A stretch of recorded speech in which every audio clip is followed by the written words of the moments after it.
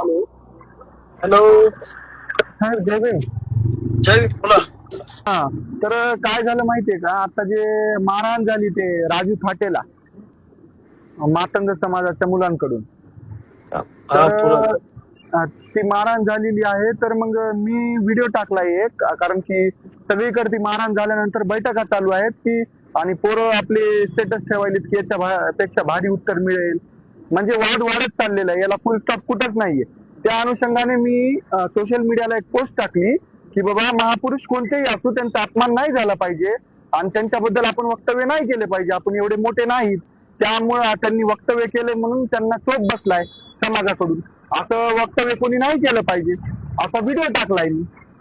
तर व्हिडिओ टाकला म्हणून हे जे परभणीची कृती समिती आहे, जी आंदोलन केली होती, ते सगळे माझ्या घरी गेले आणि आईला दमदाटी करत होते. ते आपल्या माणसाला मारले आणि ते व्हिडिओ टाकायला लागलाय, त्याला आम्ही दाखवू, असं करू तसं करू.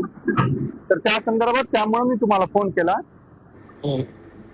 हा बरं, मी पण व्हिडिओ टाकतो की असं कोणा करू नका म्हणून. काय म्हणले चालेल. साहेब?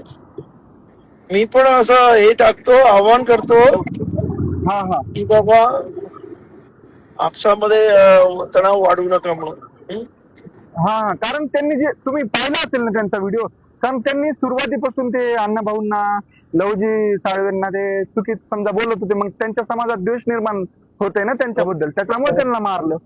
आणि ते बरोबर. कोणत्याही रील्सला गाणं वगैरे टाकतात, बांगो बांगो मांगो मांगो मांगो, असं कोणालाही आपण डिवसलं नाही पाहिजे.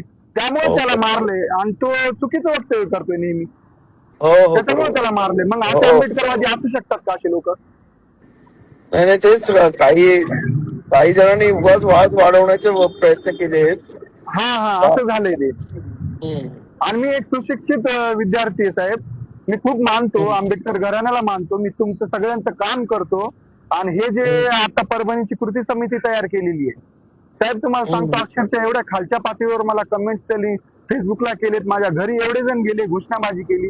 आणि आहे काय, मी त्यात काहीच नाही बोललो. बरं, मी त्यांना सांगतो.